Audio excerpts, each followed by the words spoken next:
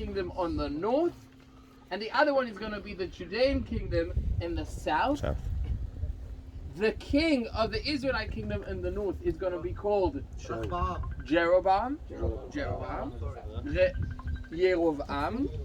בעברית Yerovam. In English, Jeroboam. Okay? And the king of the Judean, okay, that split up, is going to be called Rechavam. So you have Jeroboam and you have Rechavam on two sides of the coin. We are talking about minus 930 when the UK is being split up. Okay? Why am I saying this? Because when you split up kingdoms, you have to understand that if you don't do a major change in the lifestyle, in your religion, in your calendar, soon enough people would want to do what? Reunite. There's no reason to separate if there's no reason to continue the separation. What you do need to do is reforms. You have to do reforms. There's no way, okay, to continue being united, to be ununited, if you don't do reforms on one side. Because if everybody thinks the same, at the end it will join it together. So 3 major reforms Jeroboam did in the northern kingdom. A, place. B, time. C, people. And I'm going to explain all 3 of them. The first one was he changed the sacred place. Until now, the sacred place in the temple to go and worship was in Jerusalem. From now on, Jeroboam says, no Jerusalem. What we said, delete it off. Okay? We have 2 new main cultic cities, meaning we're going to go and do worship there. One is going to be on the northern part of the Israelite kingdom, and that's going to be Dan. And the second one in Bet-El. Nachon. And the second one in a city just on the border of Judea called Bet-El.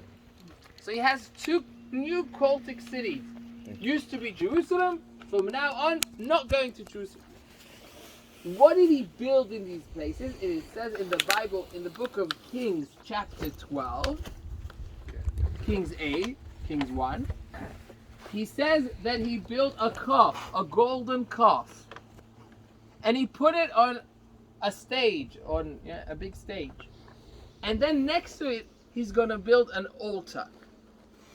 So what we know about the new cultic place that Jeroboam built is that you need to look for a golden calf. Good luck to all of you. Second thing, you need to look for a huge stage, some kind of a place to put that calf on. And the third thing you need to look for is an altar. Okay? When Avraham Biram, let's continue with the reforms just to finish that, and then I'll go to Avraham Biram. So second thing, Jeroboam changed the time. How did he do that? Very simple. He added another month to the calendar. Now, Jews do it all the time. Okay, every 3 years they add another month into the calendar. He did it once. What did he do by that? Now the 2 calendars of the Judeans and the Israelites are not in sync. Okay? And when they're not in sync, what happens is when in the temple in Jerusalem they celebrate a festival, in Israel they only celebrate it when? The next month. Okay? So there's no reason to go when I celebrate Pesach, Passover. There's no reason to go to Jerusalem. What do they have in Jerusalem when I celebrate Passover? Nothing. Nothing. So he changes the calendars. The next thing he's going to change is the people. He can't really change the people, but he changes the people that go and work in the temple. In Jerusalem, the people are the Levites and the priests that come from that tribe of Levites. While in the kingdom of Israel, whoever wants to be a priest can be a priest. It's an issue of going to learn or pay somebody to have me, okay, make me a priest. Okay, so 3 major reforms. Now, I already told you what we should look for. So the calendar is very hard to find. And people, they all died, they all have skeletons. What I do, or I can find and see from the reforms of Jeroboam, is gold calf, a big stage, and an altar. And when Avraham comes to Tel Dan, he starts digging this place up. He understands two major things. One is that you are now located on the inner part of a ramp. You remember the ramps of the Bronze Age? We are now located on the hillside of the inner ramparts. But when he looks at it, it's not straight and flat. What he sees that it has buildings on it. Now in the rest of the city, most of the buildings are on the bottom part. But these buildings are located on the rampart. And he understands that there's some kind of a building here that's an important building because it's up high in comparison to the others. And he comes here and he digs this place up. And what he finds is the following. You are sitting on stairs. They're going into a very big stage, standing right in the back of you. And when he comes to where I am, he digs up this place and he finds out that there's an altar here, at least the basis of a big altar, and he knows the sizes of the horns on the side because he found one of these horns, stone horns of this altar. So he comes here, he says to himself, okay, bingo, bingo, bingo, bingo. What else should I find? The only thing he couldn't find was the golden calf. And I think you all understand why he couldn't find the golden calf, because I'm presuming the first day the city was ransacked, sometime in antiquities, the first thing would be taken away from him would be the golden calf. So when you find a stage and you find an altar, and you read in the book of Kings, chapter 12, about Jeroboam building the golden calf, building the altar, you say to yourselves, people, bingo. When you bring a Protestant here, okay, he doesn't care about the altar. He cares about chapter 12 in Kings 1. That's what he cares about. To see the altar. Now I'm going to do something for the people who don't believe in the Bible now, okay? The altar you see is much younger than Yerovam ben Nebat. The stage you see is younger than means it's after Yerovam ben Nebat. But look inside and you can see that there's another square inside the big square. Can you see there's a small square? When they discovered this place, they saw that there's one altar, underneath it a smaller altar, and if you really wanted, there was a third one underneath. Do you know babushka, matrushka, whatever you call it, those dolls that come on? Okay. So imagine there was a very small altar, and then a medium one built right on top, and then the huge one that you see now built on top of it. I'll give you dates, maybe it will help. The bigger one, the 8th century BC. The medium one, the 9th century BC. The small one, the 10th century BC. So the one you see is not Jeroboam ben Nebat. But there was an altar here at the time of Jeroboam ben Nebat. Which one? The smaller one. Which we can't see. You can only see parts of Remnant. it. The white part in the middle, okay, of that square.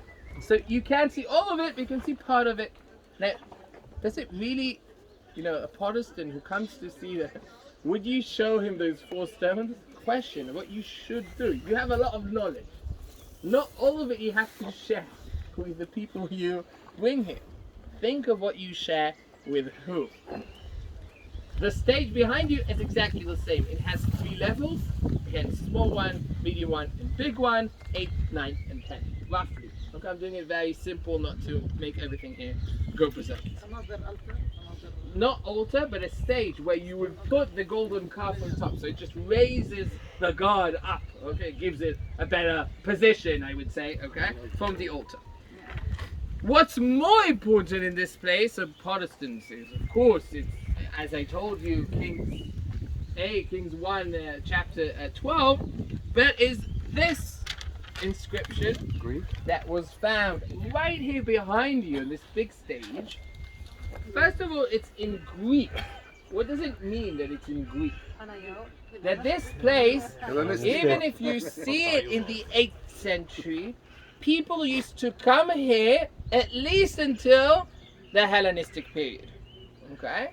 So I can tell you that this place, just the cultic area, the stage, the altar, continued all the way down to the Hellenistic period.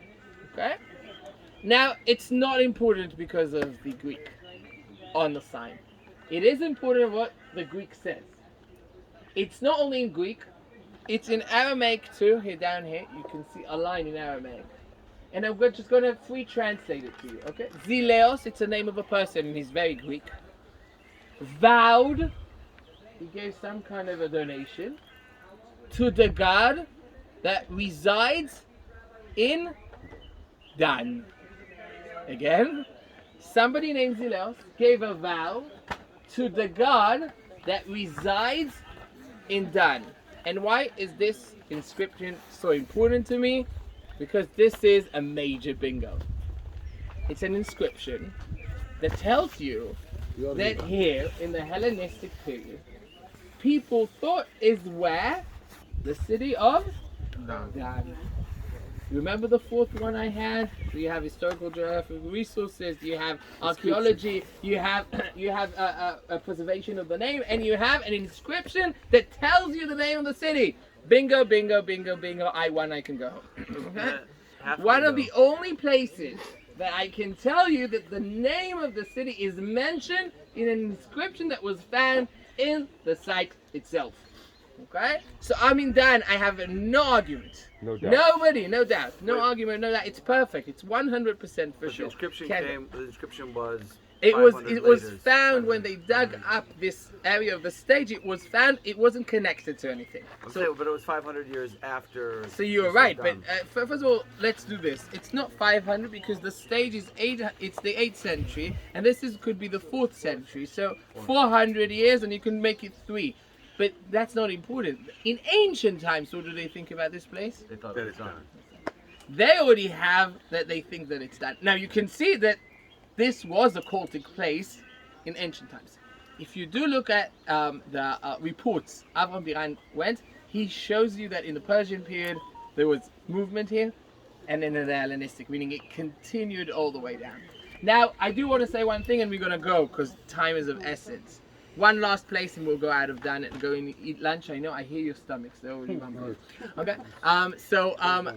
Two major things about this place. First of all, I want to show you. Look at the stairs going up, and you see there's 2 stairs over there, and here just behind this, when you walk around, you look at it. There's stairs going up to the altar. Okay. Jewish altars in Judea don't have stairs. Okay, so he's changed some of the rules. Okay, he didn't keep all the rules. Okay, this is one thing that I want to show you. The second thing I want to show you is when we'll go over there on the right opposite side of me, there's a round pool. Okay, for who knows, but we really don't know. Okay, so that's 2 things you should know about this place. The third thing you should know about this place is the following. The city of Dan fell in the year minus 732 when the Assyrians overtook the northern parts of Israel. Again, in minus 732, I'm thinking in Hebrew and trying to translate. It's so complicated. When I think in English, the words come out in Hebrew, so it's a mix. Minus 732, the Assyrians will come and ransack Dan. What's interesting is the city will cease to exist, meaning people living here will see less and less and less and less. But one part of the city will survive and continue all the way down to the Hellenistic period. Can you imagine which one? Yes, this one. So the city is going to be ransacked. The population is going to slowly leave this place. But the cultic site in Dan would continue onwards until the Hellenistic period.